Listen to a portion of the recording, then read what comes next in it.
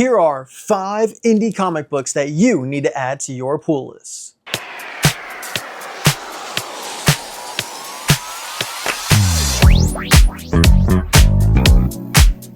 Hello everybody and welcome back to the Panel by Panel Comics channel. I'm your host Jay. Today I'm giving you 5 indie comic books that I believe you should add to your pull list. It just seems like there are people that might be getting new to comics, and because it seems like we're in a boom right now with comic books, and you might want to get something outside of DC, outside of Marvel, and here are my suggestions. These are all currently ongoing books that you can order at or from your local comic book shop. And before we get into my top 5, here is an honorable mention. Super Mondo Megamutts. This is a fantastic series so far. I only give this an honorable mention because it's only released 1 issue and it's only supposed to be like a 4-issue mini. I really hope that's not going to be the case, but when this book came out, it was my favorite thing on the shelf. It was my favorite thing that I read that week, and honestly, it just gave me such a different thing that I haven't had in comics in such a long time. It was absolutely perfected, and I love the artwork on the inside. Kurt Pyers is one of the best up-and-coming writers, in my opinion. His work on 51 with Mad Cave Studios, and now his issue 1 here with Super Mondo Megamutts was just absolutely fantastic. 51 is a ton of fun as well with Mad Cave Studios. But here with Super Mondo Megamutts, it's going to be an honorable mention, and I highly recommend you guys get the second printing of this because I know for a fact it's going to go to a second printing, and you should start adding it to your pull list because this might just be the next big thing in comics. But it is just an honorable mention. Now, to get it going with my top 5, coming in at number 5, I have Arcadia. This is a series from Ignition Press. To my knowledge, it's going to go 12 total issues because we just wrapped up 6. It came out this last comic book week, July 15th. I'm not quite sure when you're seeing this, so I'm trying to be as futuristic as possible. But Arcadia is written and drawn by the Miranda brothers. The main writer on the title is Roy Miranda. The main artist on the title is Anaki Miranda. Now, these Miranda brothers, they came up with this idea where society is apocalyptic. There are zombie type animals that are, or monsters that are going around and infecting people. And when you get infected, you of course turn into one of the monsters. But the story revolves around the 2 main characters of Fix and Halu, shown here on the issue 1 cover A for this title.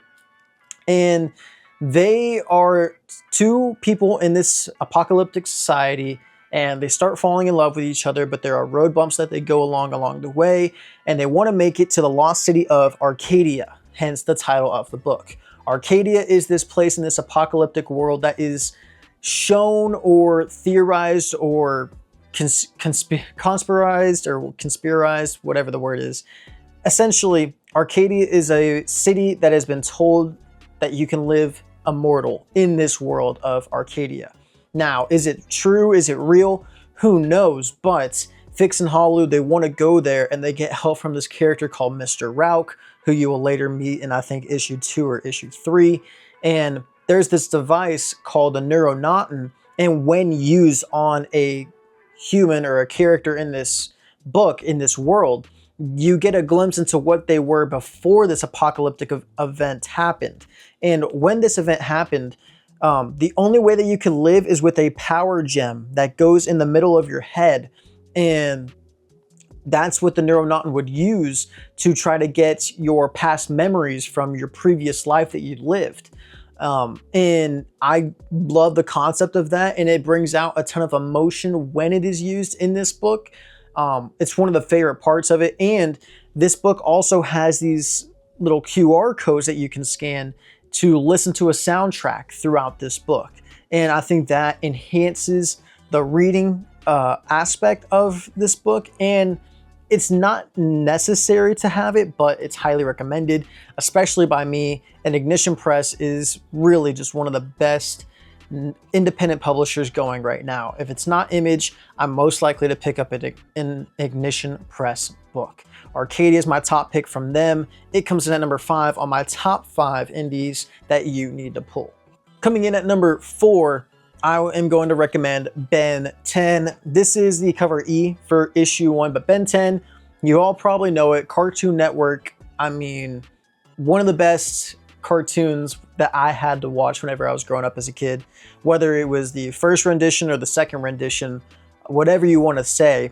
I loved them both. I thought they were both, they both have their positives, they both have their negatives. And this is an interpretation of that written by the same guy that created the show, Joe Casey. And I love the art as well in it. I think it really does a fantastic job of being what the original show was while giving it a grittier and darker take.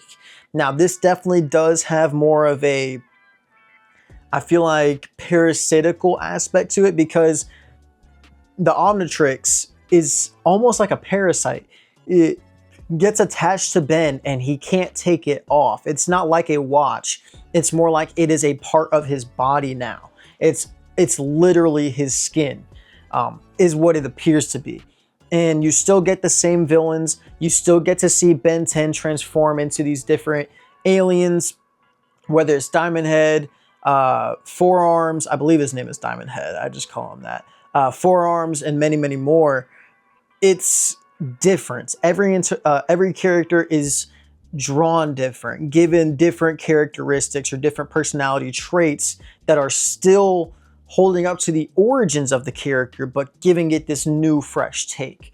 So if you're a fan of the comic series, or any of them, honestly, I would recommend you to start picking up Ben 10, because it feels like it was meant to be a comic. So I highly encourage new readers looking to get started in the independent realm to get Ben 10. Coming in at number 3, I have Feral. Now, this is volume 1, the trade paperback version, but Feral is a series created by Tony Fleecs, and the artist is Trish Forstner, as well as help from Tone Rodriguez. And this is a world that focuses on animals. Cats are these main characters, and it follows primarily the character named Zoe, who is this female cat, and she used to be by herself. But then the family that owned her, of course, adopted another cat called Lord. And they don't get along originally, and there are some past traumas or past things that Zoe did that she has to try to make up for in this title. And you kind of go through it with her, and you kind of learn to hate her, but also you can understand where her motivations were.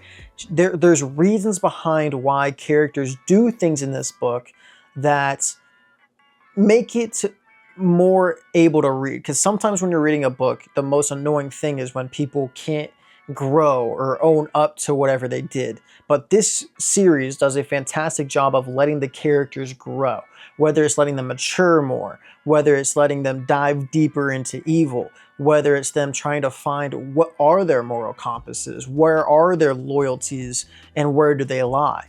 And it's different because it's strictly following animals. There are no humans in this book. Well, the humans are in this book. They just don't have any words to say. And the reason that it's called Feral is because when Zoe and Lord go out into the wild, they get stuck outside and they see this cat who has rabies, and it starts going feral. It chases them, and then they end up getting trapped outside, and they go so deep into the woods, they don't know their way back home. So now they become these stray cats who meet other stray cats along the way, and they all try to avoid becoming a feral, is what they start calling them. This book is what I've heard the best way described. It's Walking Dead meets The Lion King. And I think that's so true. It really does hold up to those levels of standard, whether you're talking about the Walking Dead show or comic. And then, of course, Lion King is Lion King. This is really good. The emotional bits hit fantastic. It's on issue, I want to say 24 or coming up to 25 issues. So I would recommend getting the trades, catching up, and absolutely enjoying each and every single issue. And the arc that they're doing right now is fantastic. I can't recommend this book enough. Coming in at number 2 in this top 5, I have Image's Escape. This is made under the publisher of Giant Generator. Rick Remender is the writer on this series. Daniel Acuna is the artist. This book is just absolutely fantastic. It follows the main character of Milton, who is this man that is just drawn to war. He can't help but be at war, and he struggles with his humanity and his feelings, his emotions with his wife, his desires to have a kid potentially. If he thinks he's worthy of that, if he thinks he could live up to whatever make-believe mind that he's drawn out for his world or his life, his family. And he goes off to war, which ultimately absolutely crushes his wife, who just, she can't believe that he's doing it again. He's going out fighting again. And this mission, it goes awry. He gets trapped behind enemy lines and he has to escape. And the things that he does, the things that people are trying to do or are doing to the civilization that they live in, because this book has plenty of correlations with World War II. Milton is an American, and the place that he's going is essentially Nazi Germany.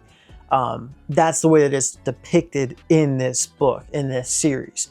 And he has to try to get out and save America, or get back to America, get back to his wife. But while he's there, he realizes, oh, there's this weapon that they have. If I destroy it, we can win the war. We will win the war. So he stays behind enemy lines, trying to defend America, trying to ensure that the USA will stay alive and won't falter to this Nazi Germany regime. And does he make it out? Does he? Does he not? I don't know. Well, I mean, I do know, but I just recommend you guys reading this series. The artwork, the goriness, the horror, but also the emotion and the just strong dopamine of positivity, of just happiness whenever something does go good for him in this, because everything just seems to be stacking up, each and every single issue of stuff happening to Milton that will not let him escape. But when the positive stuff does happen, it feels 10x because of that. And this book is fantastic, from Rick Remender.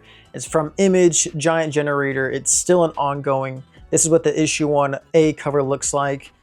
This is just a fantastic book. You have to go pick this up.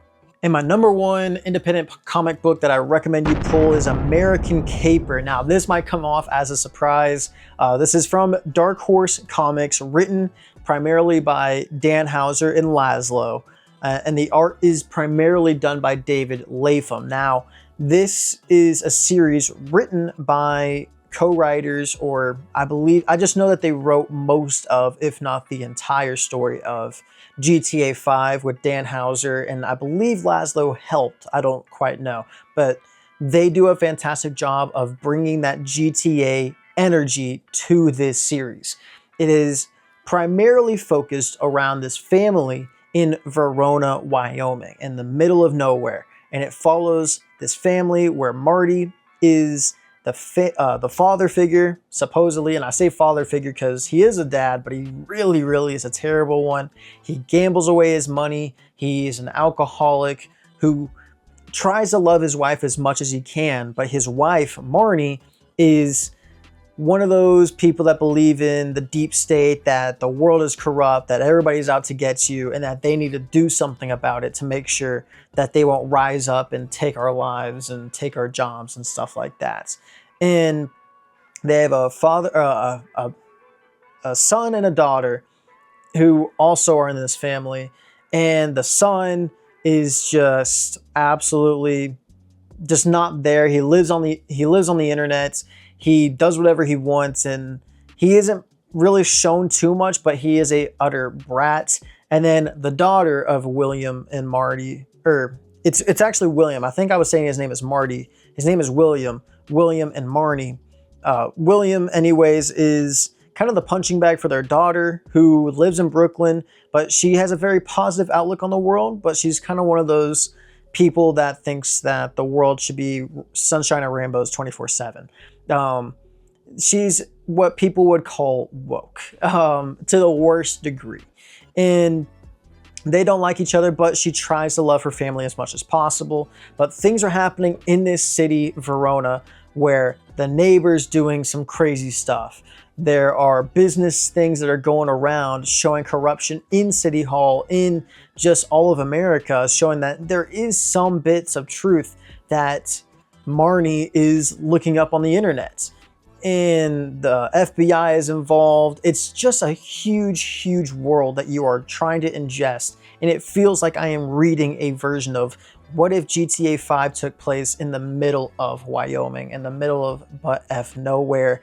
And the character stories that are in this series by Dan Houser are fantastic. You learn to love each personality trait of each character while also hating it at the same time, because you want them to just understand why they are doing certain actions. But the way that the story is told, the way that the world is created, the way that every little panel from Latham means something, and there is something in the background, some extra bits of detail, just make this series the best independent comic going right now at your local comic shop. But guys, that's my top 5. Let me know what your top 5 independent comic books are currently ongoing. That is a little parentheses for you. But guys, thank you so much for making it all the way to the end. If you did make it this far, please hit that like button and subscribe. But guys, this is Panel by Panel Comics. Keep reading those comics panel by panel. I'll see you guys next time. Have a great rest of your day.